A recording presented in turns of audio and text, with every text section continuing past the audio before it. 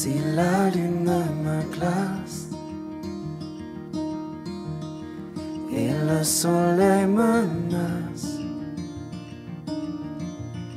créateur des étoiles, mon secours est en toi. Si mes larmes ruissellent et que mon pas chancelle, créateur de la terre, mon secours est en toi.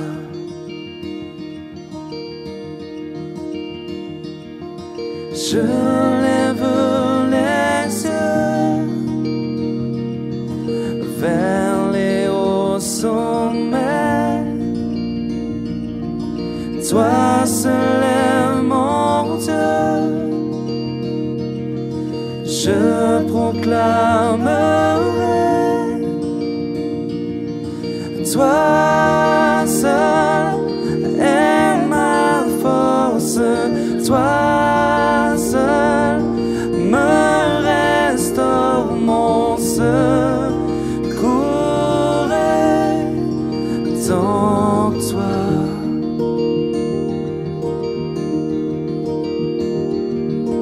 Toujours tu me portes, jamais tu ne dors, mon secours est en toi.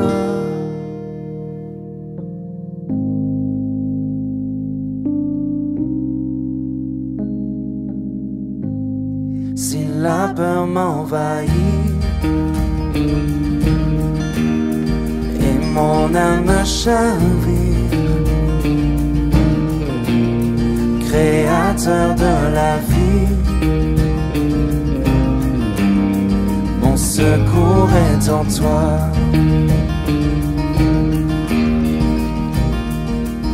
Je lève les yeux vers les hauts sommets. Toi seul est mon Dieu. Je proclamerai. Toi seul est ma force. Toi seul me restaure, mon secours est en toi.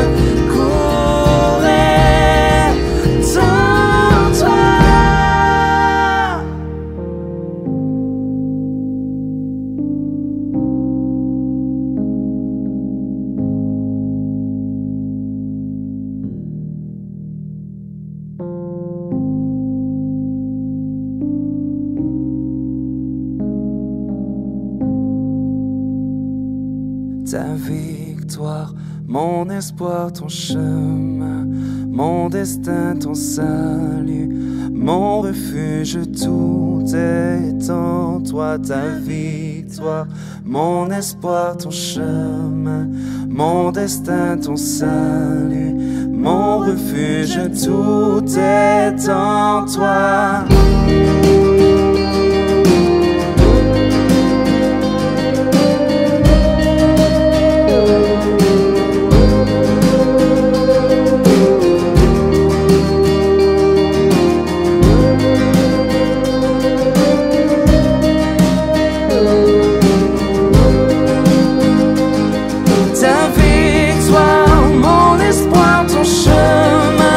Mon destin, ton salut, mon refuge.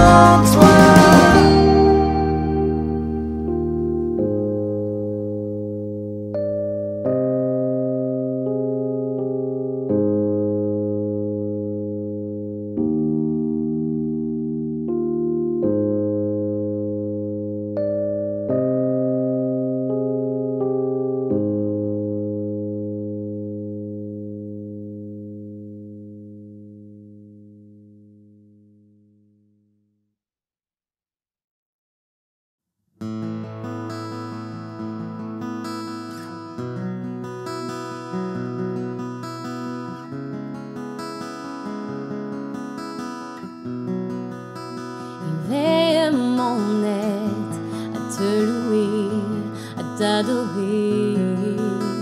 Éveille mon âme, que devant toi elle se répande. Éveille mon cœur à ton amour et qu'il te le rende. Tout comme un flot coulant de mon être entier. Éveille mon cœur, Seigneur.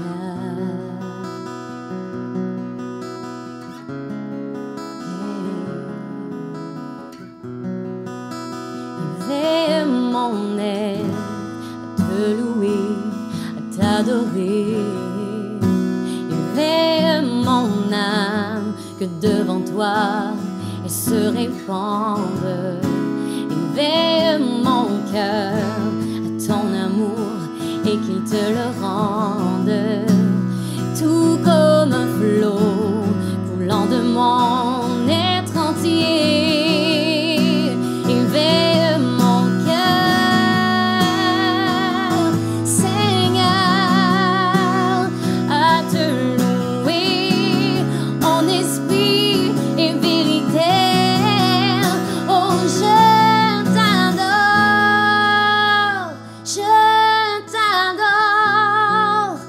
que tout en moi célèbre ta gloire.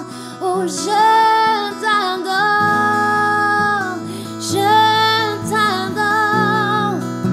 que tout en moi célèbre ta gloire.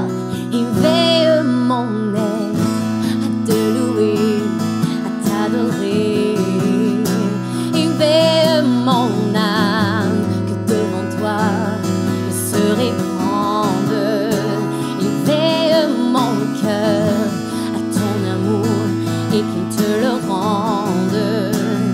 Tout comme un flot coulant de mon être entier. Éveille mon cœur, Seigneur, à te louer en esprit et vérité. Oh, je t'adore, que tout en moi célèbre ta gloire. Oh, je t'adore,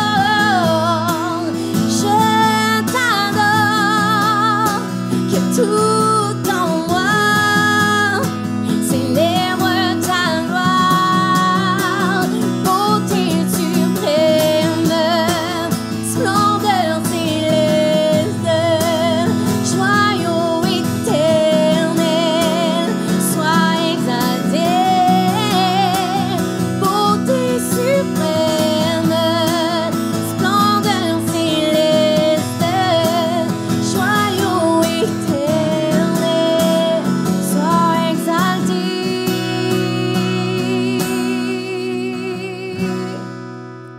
Je t'adore,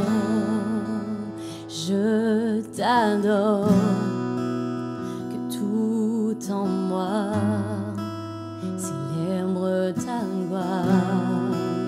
Je t'adore, que tout en moi célèbre ta gloire. Je t'adore en esprit, en vérité. Oui, je t'adore de tout mon être, oh, tout mon être entier. Que de la tête à mes pieds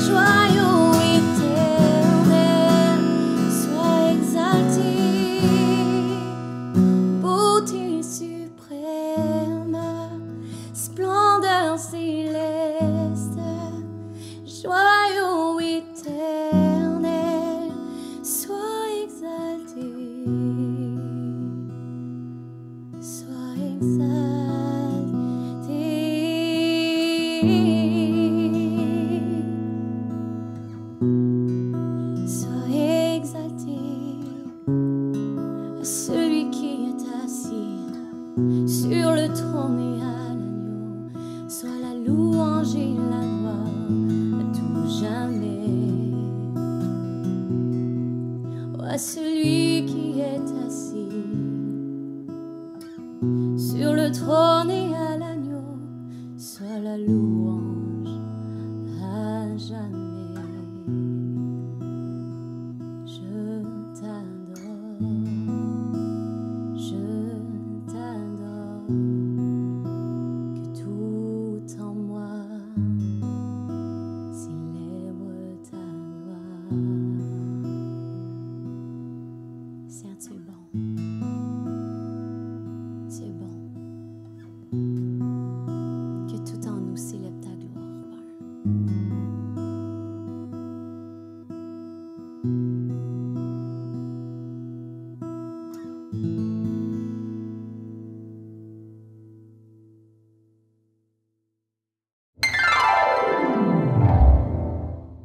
Bonsoir chers amis, nous voici arrivés au bout de la semaine, nous sommes vendredi. Je vous souhaite à tous et à toutes la bienvenue, que vous soyez membres de notre communauté évangélique et que vous soyez des personnes qui nous rejoignent, peut-être semaine après semaine, peut-être pour certains pour la première fois. Écoutez, soyez les bienvenus. Donc ce soir nous sommes encore rassemblés, je dirais, autour de cette diffusion pour aborder quelques thèmes, parfois bibliques, d'autres fois un peu plus d'actualité. Ce soir, je vous propose d'être assez biblique et de nous tourner vers un récit, vers, je dirais, un compte rendu d'une journée, de quelques journées plus exactement, dans l'Évangile. Il faut savoir que pour présenter un peu tout ce qui est, tous les écrits qui sont contenus dans la Bible, que ce soit l'Ancien ou le Nouveau Testament, eh bien ce sont des rapports qui peuvent concerner des périodes extrêmement longues.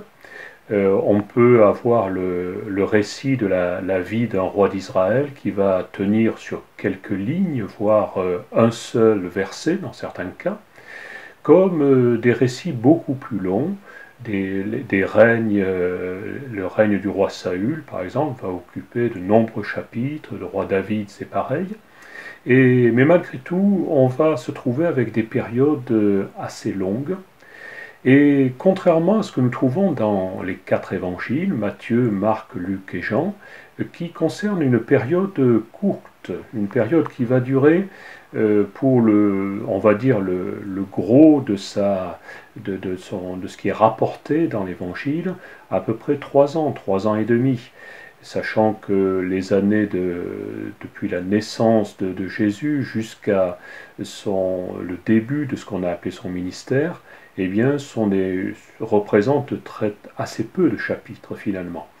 Et l'essentiel étant, bien entendu, consacré à ce qui a été son ministère, c'est-à-dire le temps où il a recruté ses disciples, où ces hommes se sont engagés à sa suite, le temps où il a accompli nombre de miracles, de guérisons, de changements dans la vie de beaucoup de personnes. Et tout ceci nous est rapporté sur ces 4 livres principaux du Nouveau Testament que sont les évangiles, Matthieu, Marc, Luc et Jean. Je rappelle, évangile signifiant tout simplement bonne nouvelle.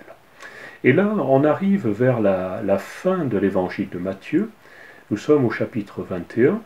Et on peut se dire qu'en une journée, ou je dirais plus exactement quelques journées, peut-être 2 ou 3, il va se dérouler plusieurs événements assez concentrés dans le temps, mais qui vont, disons, être assez bouleversants par rapport à ce qui s'est passé à ce moment-là.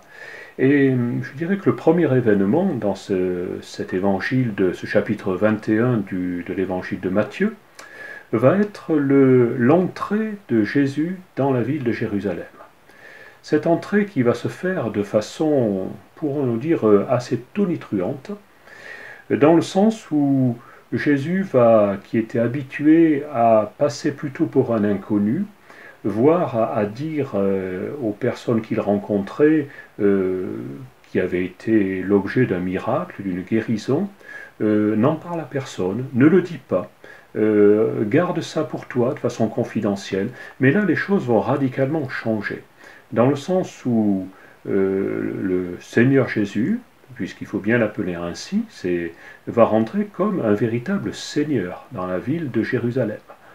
Il va y rentrer sur une bête, sur une monture, qui est un âne, et contrairement à ce que l'on pourrait croire, ce n'était pas du tout un animal qui était, je dirais, de second ordre, mais réellement un animal tout à fait noble pour l'époque, et sur lequel eh bien, les rois se promenaient.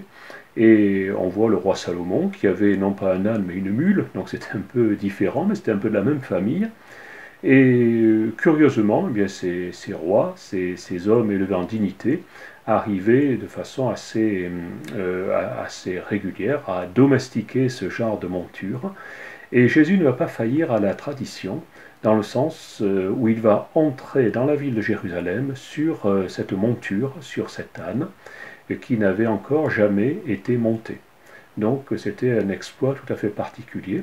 Et cette entrée dans la ville de Jérusalem va être, comme je l'ai dit, tonitruante. Hommes et femmes vont reconnaître quelqu'un qui se présente à eux, cette fois-ci non pas comme un illustre inconnu, mais comme un véritable prophète, qui plus est, comme quasiment le Messie. Celui qui est là et qui va être celui qu'on pressent pour délivrer disons la province de Judée de la domination romaine. Et entrant dans cette ville, eh bien, ça va être une liesse indescriptible. Hommes et femmes vont saisir des branches de palmier, des vêtements, vont les jeter sur la route pour être en acclamation devant celui qui rentre, et dont il est dit que les foules vont répondre lorsque la question a été posée, mais qui est celui-ci? Comme certains ne le connaissaient peut-être pas encore, eh bien c'est Jésus, le prophète de Nazareth en Galilée. Et je dirais que on s'aperçoit qu'en l'occurrence l'évangile est d'une actualité frappante. Je vais donner un exemple. Lorsque, il y a pas mal d'années, avec mon épouse, nous étions jeunes mariés et rendions visite à notre famille qui se trouvait dans le Midi, plus exactement la ville de Béziers. Et cette ville de Béziers avait une réputation dans le domaine du rugby qui était tout à fait extraordinaire, au point que cette année-là, ils avaient gagné la coupe. Et ce n'était pas l'entrée de Jésus à Jérusalem, ça n'avait rien à voir, mais je dirais que ce jour-là, dans le sud de la France, dans cette ville de Béziers, eh bien, on savait faire la fête. Et je dirais que ça a été un défilé incessant de klaxons, de vrombissements de moteurs et tout ce qu'on pouvait imaginer pour faire la fête alors qu'on venait de décrocher cette précieuse récompense. Et ça a duré plusieurs soirées, plusieurs journées, plusieurs nuits. Et au point que on peut peut-être s'imaginer ce que devait être l'entrée de ce Seigneur Jésus dans la ville de Jérusalem. Donc un fait divers qui n'est pas divers en lui-même, mais qui est assez exceptionnel, mais qui va être vécu avec une grande joie, un grand développement je dirais, de liesse, parce que cet événement n'est pas du tout quelque chose d'ordinaire et que chacun va se faire, je dirais, un plaisir de recevoir celui qui arrive comme le libérateur pour son peuple. Et les choses, bon, on va voir plus tard que les choses n'ont peut-être pas nécessairement duré autant qu'il le fallait, mais en l'occurrence, il y avait réellement la fête. Donc Jésus rentre ainsi dans cette ville, on va y revenir dans quelques instants. Je vous propose un petit intermède musical, et ensuite, eh bien, on se rejoint dans quelques instants. À tout à l'heure.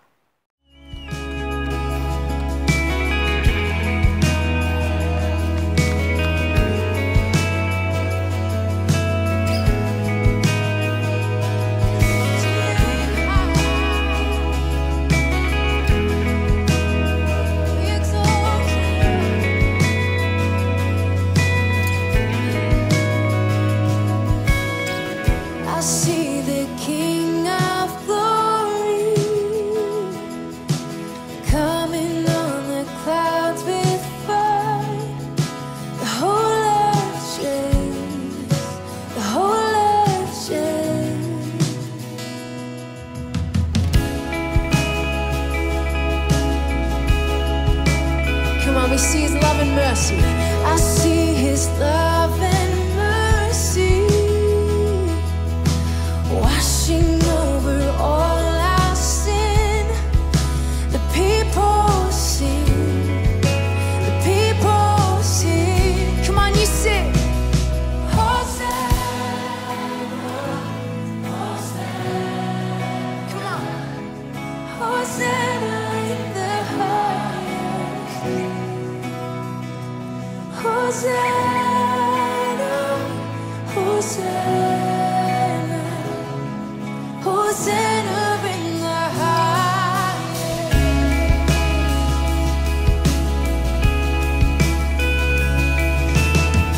I see a generation rising up to take their place with selfless faith, with selfless faith. I see a new revival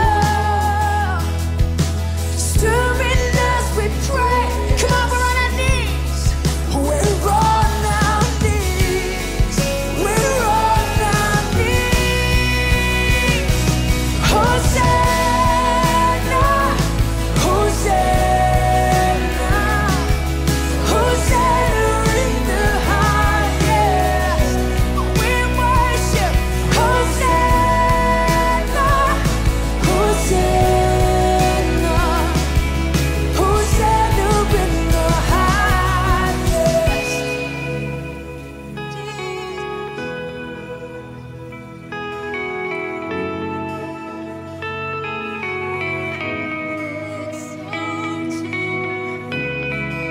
Be lifted high in our lives.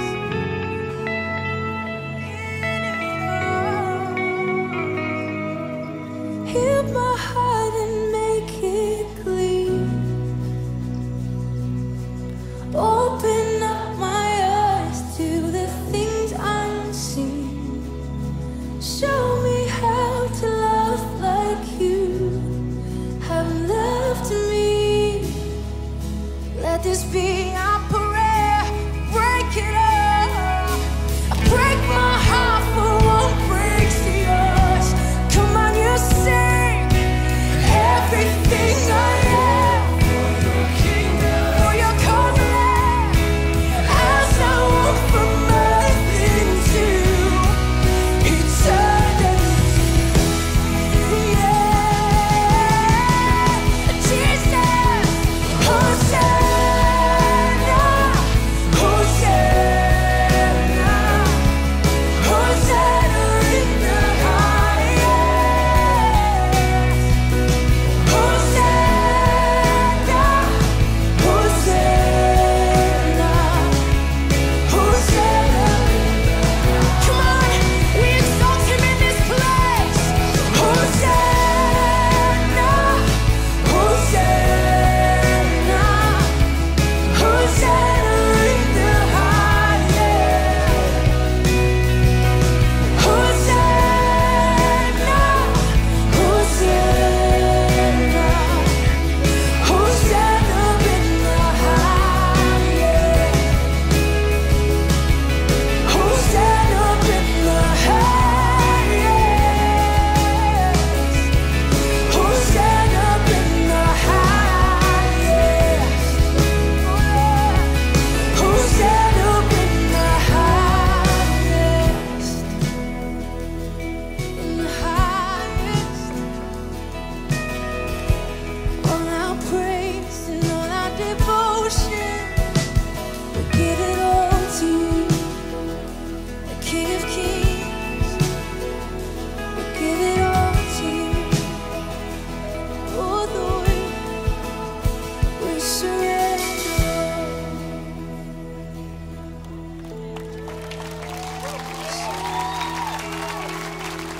Bonjour à vous qui nous rejoignez maintenant. Nous étions en train de parler de cet événement qui était l'entrée de Jésus, le prophète de Nazareth, comme les gens l'appelaient, et qui va entrer dans la ville capitale, la ville de Jérusalem. C'était le temps de la fête, d'une fête juive.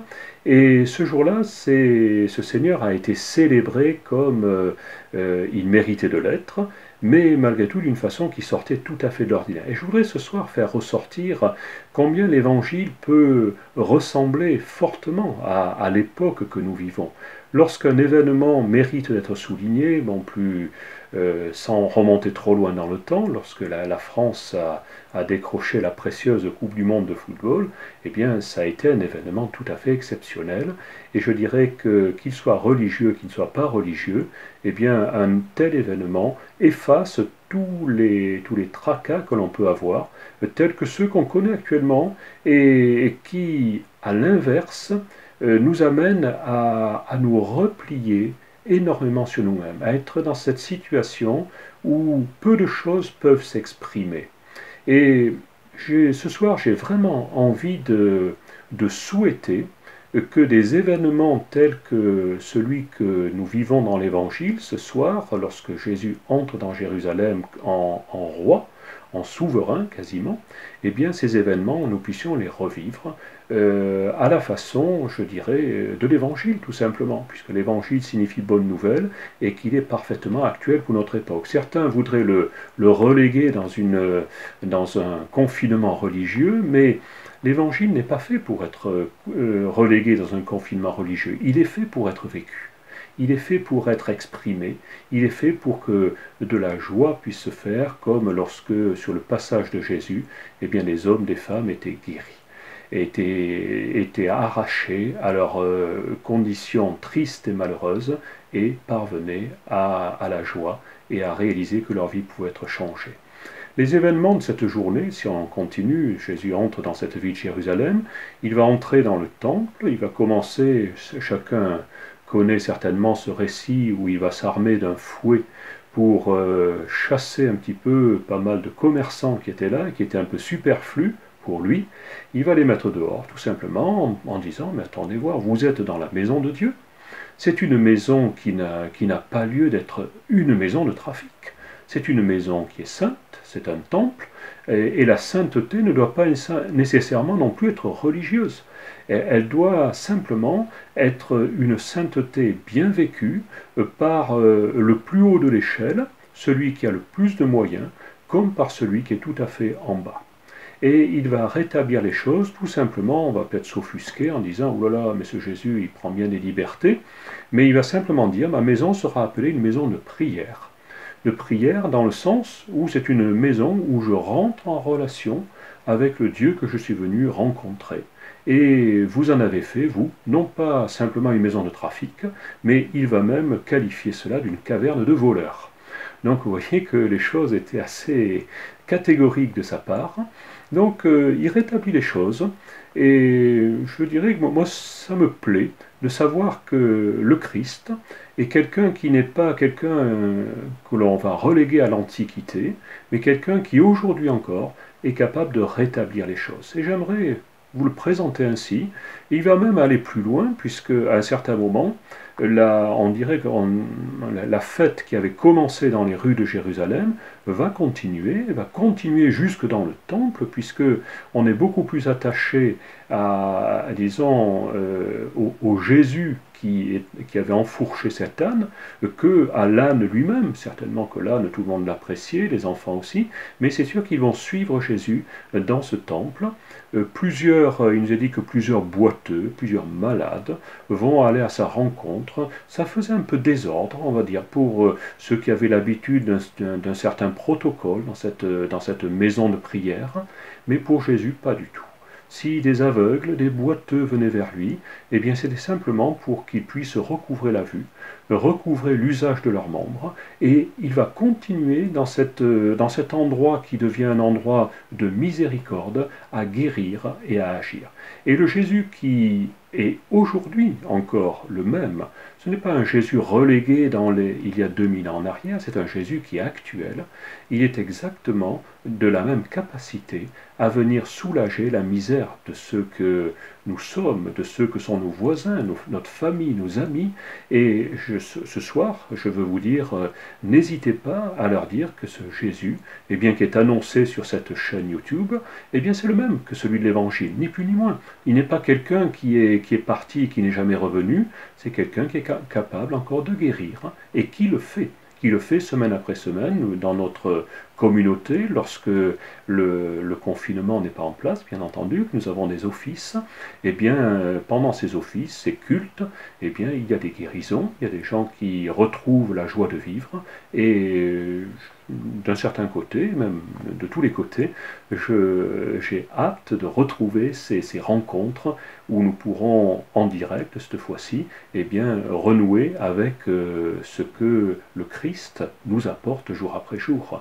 Il se passe également quelques événements, il y a également des enfants qui vont suivre le mouvement, et ces enfants parviennent jusqu'au sanctuaire, jusqu'au temple, et dans ce temple, eh bien, je vous assure qu'ils n'ont pas oublié de chanter, de crier, de hurler, de faire du bruit, ce qui ne dérangera pas le moindre peu du monde Jésus. Jésus qu'on va quelquefois représenter avec une mine assez compassée, une mine peut-être un petit peu religieuse, mais pas du tout. Et lorsque des hommes religieux vont dire « Oh là là, mais il faut les faire taire, ils font trop de bruit », et la réponse de Jésus est claire et précise, mais laissez-les donc faire. Si ce n'est pas eux qui crient, ça va être les pierres. Donc je préfère entendre sortir des cris de louange de la part de la bouche de ces jeunes enfants que d'entendre les pierres crier. Je me souviens très bien, il y a quelques années, m'être trouvé à peu près au même emplacement que se trouvait Jésus, c'est-à-dire dans ce qui reste du temple de Jérusalem, et nous avons été surpris de voir arriver toute une classe d'enfants très jeunes, avec leurs professeurs, qui se dirigeaient tout droit vers ce que l'on appelle le Kotel, ou plus on connaît davantage sous le nom de Mur des Lamentations. Et là, il y a un lieu où les hommes juifs sont là pour prier tout le temps qu'ils ont le temps de consacrer à la prière. Et ces enfants sont entrés à cet endroit-là et ont continué à chanter, vraiment d'une façon tout à fait joyeuse et comme ils pouvaient le faire, comme le peuvent le faire des enfants, je dirais quand ils sont dans une cour de récréation pratiquement, sans que ces hommes qui étaient en train de prier n'en soient le moindre peu gênés. Et pour moi, l'évangile, c'est cela aussi. C'est la liberté qui est donnée à tout un chacun, que l'on soit sexagénaire, octogénaire, ou alors qu'on sorte juste de l'enfance ou de l'adolescence, et que de la même façon, eh bien, on puisse dire à ce même Jésus qu'on est venu pour lui apporter des louanges. C'est pour ça que sur ces émissions, eh bien, régulièrement, eh bien, vous entendez des chants qui sont des chants de louanges, des chants qui sont non pas pour louer un homme, mais qui sont là simplement pour louer Dieu, pour être je dirais, une bénédiction envers Dieu, et qui nous accorde jour après jour tellement de bonnes choses. Il y a des gens qui se plaignent en ce moment, qui supportent mal ce confinement, mais je vous assure qu'il y a aussi lieu de remercier Dieu pour la santé qu'il nous donne, si tel est votre cas. Certains, malheureusement, ont eu des problèmes de santé, vraiment, nous sommes affligés pour eux, mais pour vous qui êtes en bonne santé, eh bien, ne perdez pas l'occasion de remercier Dieu pour ce qu'il fait pour chacun d'entre vous jour après jour. Donc, je vous ai parlé de chant de louange, et bien écoutez, on ne va pas faillir à la tradition, on va y aller, on va en écouter un autre. Donc, je vous retrouve dans quelques instants, à tout à l'heure.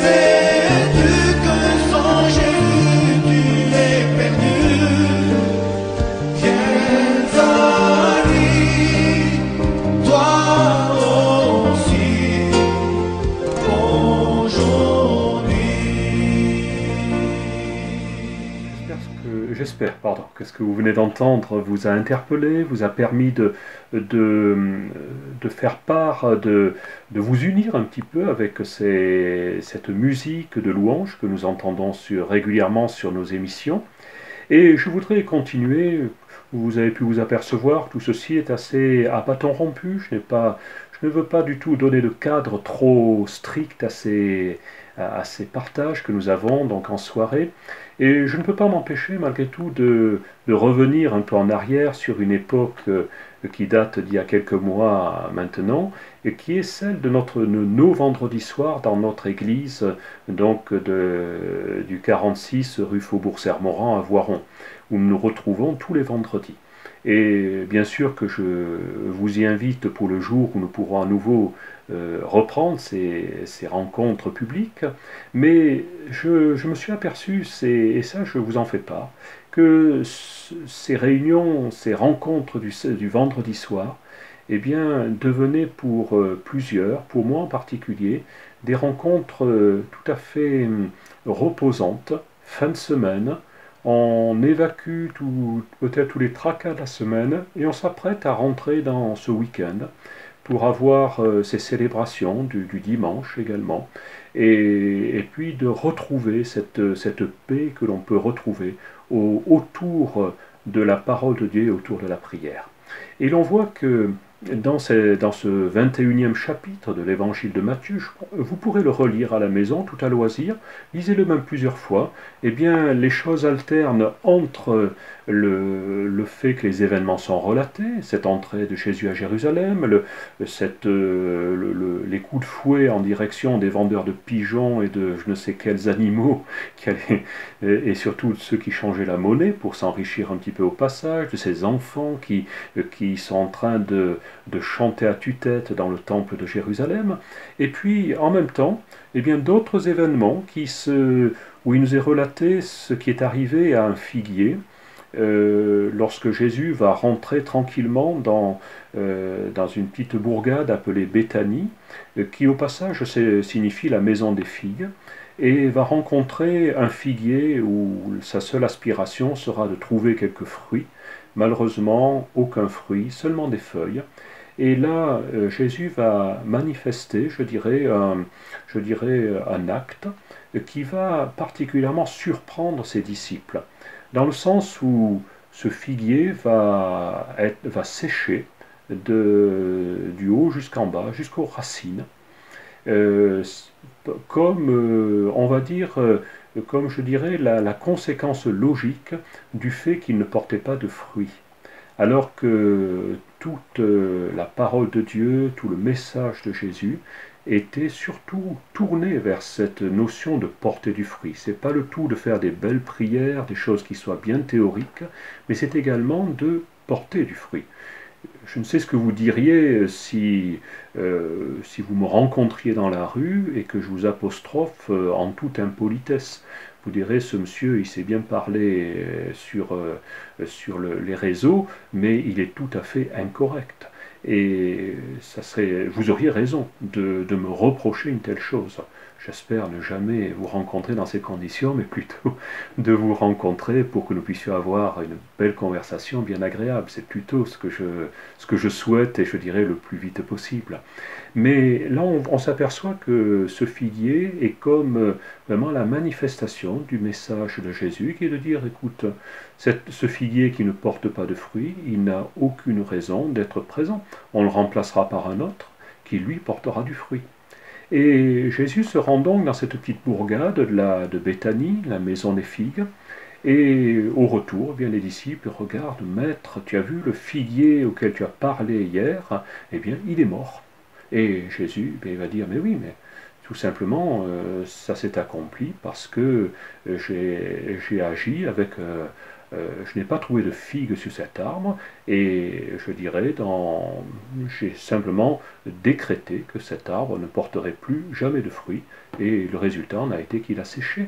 Et si vous aviez la même foi par rapport à vos problèmes, par rapport à vos difficultés, vous pourriez dire à n'importe quelle montagne de difficultés de s'écarter de votre route, et cette difficulté s'écarterait sans aucun problème. C'est exactement ce qui se passe. Et puis enfin, il y a également, on voit dans ce récit qu'il y a également des paraboles. Les paraboles, non seulement dans l'évangile de Matthieu, nous trouvons une parabole qui ne se trouve dans aucun autre évangile, qui s'appelle la parabole des deux fils. Vous pourrez la lire également tout à loisir, cette parabole nous parle de la façon de répondre à l'injonction, aux ordres que Jésus peut adresser aux hommes auxquels il parle. Et dans cette parabole, il est question d'un homme qui a deux fils. Il possède un vignoble, et on peut supposer qu'au moment de cette fête, eh bien, c'était le moment d'aller s'occuper des vignes, de les entretenir. Donc le père va dire à son premier fils, va travailler dans ma vigne. Et ce fils va refuser. Il va dire non, je n'irai pas, ça ne m'intéresse pas.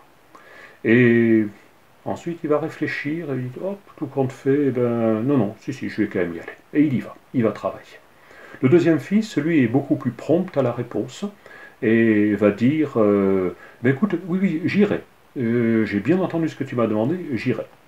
Mais je pense qu'il avait peut-être un problème de montre, ou peut-être un petit peu un poil dans la main aussi qui essayait de pousser. Il va dire au père, dès qu'il a pu dire j'irai, tout simplement il n'y est pas allé. Et Jésus va se tourner vers les hommes qui lui avaient posé la question, leur demandant, mais d'après vous, mais qui a fait la volonté de ce père? Et bien entendu, ils vont dire, c'est le premier, bien entendu. Tu nous poses une question dont la réponse est extrêmement simple. Et c'est en cela, on voit toujours ce Jésus qui est capable de donner au hasard de ce qu'on appelle ces paraboles, eh bien, de leur dire, voyez, c'est ce premier fils, finalement, il nous donne une leçon de ce qu'on peut appeler la repentance. C'est-à-dire que rien n'est jamais figé. Et même si vous avez prononcé une parole un peu rapidement, il vous est toujours possible de réfléchir et de revenir dessus. Et de dire tout compte fait, là je me suis peut-être prononcé un peu vite. J'ai refusé à cette personne de lui apporter un service. Eh bien, c'est pas satisfaisant. Vraiment, je ne suis pas tranquille dans mon cœur. Je vais revenir, je vais dire, écoute, je m'excuse, tout à l'heure j'ai été un petit peu emporté, et vraiment maintenant je reviens pour te dire, voilà, le service que tu m'avais demandé, tout compte fait. J'ai bien réfléchi, je vais vraiment pouvoir te le rendre, je vais pouvoir t'aider. Et en faisant cela, c'est toute j'allais dire la philosophie, c'est pas Jésus n'était pas un philosophe, mais c'est tout l'enseignement de Jésus qui est mis en évidence comme un enseignement qui est rempli de grâce, qui est rempli également d'engagement, bien entendu. La grâce ne sous-entend pas le laisser aller, mais cet enseignement est là pour dire même si vous avez donné une parole qui peut paraître un petit peu rapide, un peu inconsidérée, eh bien, n'ayez crainte, revenez dessus, allez, s'il est nécessaire, allez demander pardon, pourquoi pas. Vous avez peut-être donné à quelqu'un une parole blessante qui lui a fait vraiment beaucoup de mal. Moi, je me souviens nous avions une amie qui était dans notre équipe, et avec laquelle nous entretenions des relations qui étaient, disons, de longue date. Nous nous connaissions très bien, nous étions extrêmement proches les uns des autres dans cette équipe, et nous le sommes encore. Et bon, cette amie, une fois, je ne sais pas pour quelle raison, ce qu'elle avait dit ou fait, je ne me rappelle plus de tous les détails, m'avait déplu. Et je me souviens m'être adressé à elle avec, je dirais, non pas de l'impolitesse, mais peut-être un peu trop de sévérité. Et je m'étais aperçu que j'avais blessé. Et j'aurais pu laisser les choses ainsi et puis dire oh ben tout compte fait ça va passer, elle s'en remettra, voilà, c'est pas la peine de trop attacher d'importance à ce genre de choses et d'entretenir ainsi encore un climat, j'aurais pu laisser un climat homme-femme. Parfois c'est voilà, on n'a jamais réussi à régler tout à fait nos affaires, hein, le laisser en l'état, et puis non, je n'étais pas tranquille. Je pense même que si j'étais resté comme ça, j'aurais mal dormi.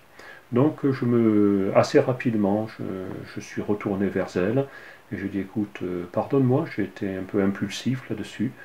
J'ai vu que je t'avais blessé. Je n'avais pas l'intention de le faire, donc si tu veux bien me pardonner, eh bien ça sera bien ainsi. Et vraiment, je m'en excuse vraiment de tout mon cœur auprès de toi.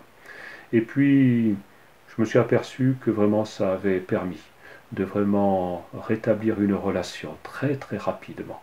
Alors que peut-être qu'on aurait gardé un froid, cet incident aurait laissé des marques. Bon, il n'en a laissé aucune, nous sommes restés amis toutes les années qui ont suivi. Et bien, bon, ces dernières années, cet ami donc nous a quittés pour partir vers ce que nous appelons la patrie céleste. Et nous étions amis, nous sommes restés jusqu'au bout. Et voyez-vous, je crois qu'il est important de rester toujours dans cette pensée, de ne pas être de ceux qui disent « Oh, ça va passer avec le temps ». Mais la parole de Dieu, et là je terminerai peut-être sur cette partie de l'enseignement de Jésus, il est à plusieurs reprises, à de nombreux endroits, il est question d'offrir. Vous savez, d'offrir des sacrifices. La première partie de la Bible donne au peuple que Dieu avait choisi un certain nombre de prescriptions qui sont des sacrifices d'animaux, non pas en aucune manière des sacrifices humains, bien entendu, mais des sacrifices d'animaux qui devaient être offerts régulièrement. Il y avait des offrandes de taureaux, de béliers, de pigeons, des offrandes même beaucoup plus matérielles, je dirais, d'argent. Et chaque fois que quelqu'un offrait ce qu'il avait décidé d'offrir de sa propre volonté, c'était toujours ce qui était prévu, eh bien il était dit qu'il s'était agréé, et agréé notamment si cette offrande était faite avec tout son cœur, avec joie. Et Jésus ne va pas faillir à la tradition, à ce qui était enseigné, et il va notamment apprendre aux hommes de son temps. Il dit, mais si tu as quelque chose à offrir à ton Dieu, eh bien, le temple dont on vient de parler était un lieu où on offrait ses offrandes. Mais lorsque tu dois offrir quelque chose à ton Dieu et que tout à coup, tu te souviens que tu as quelqu'un avec lequel tu es en mauvais terme, eh bien, ce que je te demande, ce que je te conseille, c'est de poser ton offrande là sur le bord du chemin, de repartir en arrière et d'aller te réconcilier avec celui avec lequel tu es en froid. Et lorsque tu seras réconcilié, à ce moment-là, tu pourras revenir, reprendre ton offrande et puis l'offrir à ton Dieu. Et à ce moment-là, elle sera agréée. Et ce soir, je voudrais vous laisser avec cette pensée. Quelle est l'offrande que vous avez à apporter à Dieu? Ce n'est pas une offrande de, vous n'allez pas amener un bœuf ou un âne ou je ne sais quoi, non, l'âne n'était pas offert en sacrifice, mais un agneau ou autre, mais vous allez offrir ce que les Écritures appellent le fruit des lèvres, qui confesse son nom. Et ça veut dire merci. Merci à Dieu pour la santé qu'il vous donne. Merci à Dieu pour la famille que vous avez, pour le toit que vous avez sur la tête, pour les ressources que vous avez à votre disposition. Et par les temps qui courent, c'est quelque chose qui est tout à fait, qui n'est pas neutre. Mais ce soir, je voudrais vous laisser simplement ces quelques paroles. N'oubliez jamais, en vous levant, en vous couchant, à plusieurs fois dans la journée, est-ce que vous n'avez jamais ce moment où vous dites, tout compte fait, je suis bien. Je ne suis pas un homme riche, extraordinairement riche, mais vous êtes riche. Riche de la santé, riche de ce que vous possédez, riche d'avoir une famille, riche d'avoir peut-être des ressources tout simplement, riche tout simplement d'être heureux dans votre peau. Et ça c'est extrêmement important, c'est extrêmement important. Et je vous invite à ne jamais oublier de remercier Dieu pour ce qui est à votre disposition et ce qui ne vient pas de vous, parce que ce que vous avez, eh bien c'est simplement un don de Dieu qui vous permet d'aller, de venir. Et lorsque vous croisez quelqu'un qui est en moins bonne santé que vous pouvez peut-être vous dire, eh bien tout compte fait, je ne suis pas le plus mal loti, j'apprécie vraiment ce que je possède, et vraiment je suis capable d'en rendre grâce à Dieu. Alors ce soir, eh bien, je termine cette soirée ainsi. Vous allez avoir, soyez attentifs au petit générique qui va suivre, et puis ensuite, eh bien, vous aurez encore un autre chant de louange également pour bénir le Seigneur. Je vous souhaite une bonne fin de soirée, et à très bientôt. Bon week-end également. Au revoir.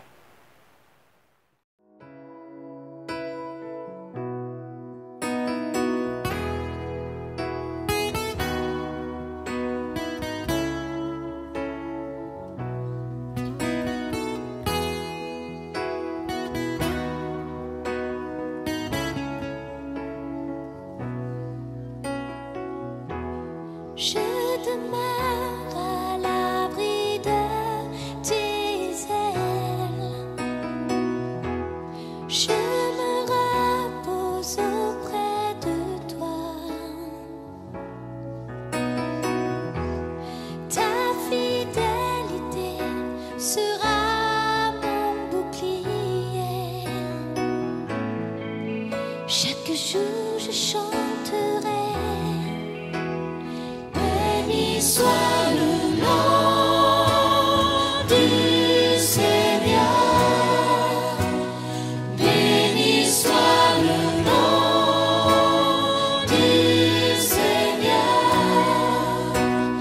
Oui, je bénirai ton nom toute ma vie. Béni soit le nom du Seigneur.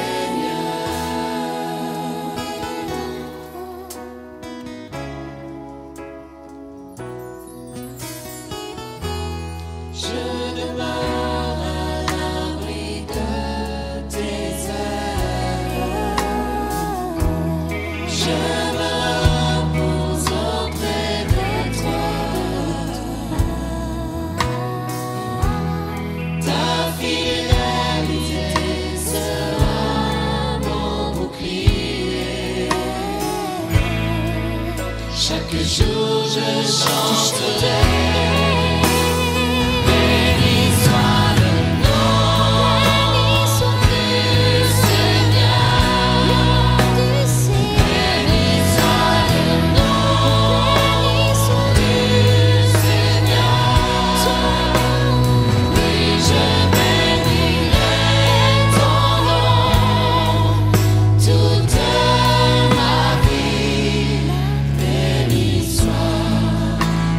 Non